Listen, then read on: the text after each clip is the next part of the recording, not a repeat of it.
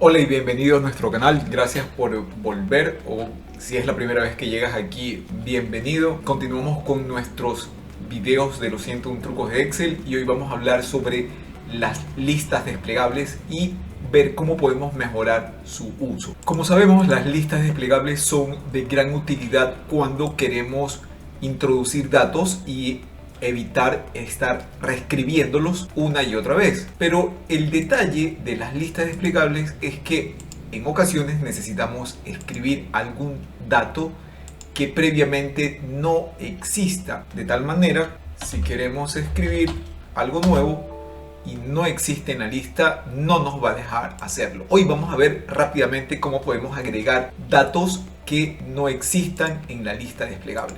Y es súper rápido.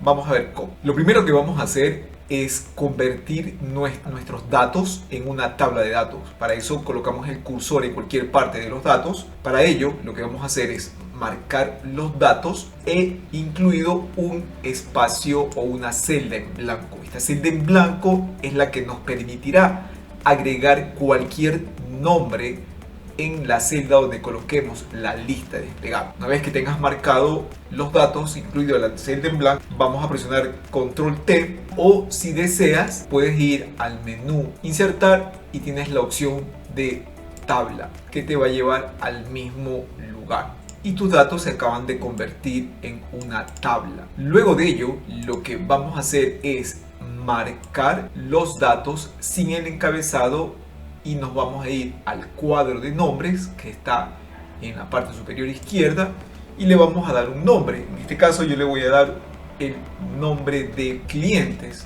Ahora sí, vamos a irnos al lugar donde quieres agregar tu lista desplegable, menú datos, validación de datos y en la ventana que nos aparece vamos a agregar la opción de lista. Nos vamos a la opción de origen, presionamos la tecla F3 en tu teclado para que se despliegue la lista de todos los nombres de rangos que tengamos. Vamos a seleccionar el nombre que le dimos, no a la tabla, sino a los datos o al rango dentro de la tabla, que eran solamente los nombres. Le voy a poner aceptar y ahora sí ya tenemos este botón.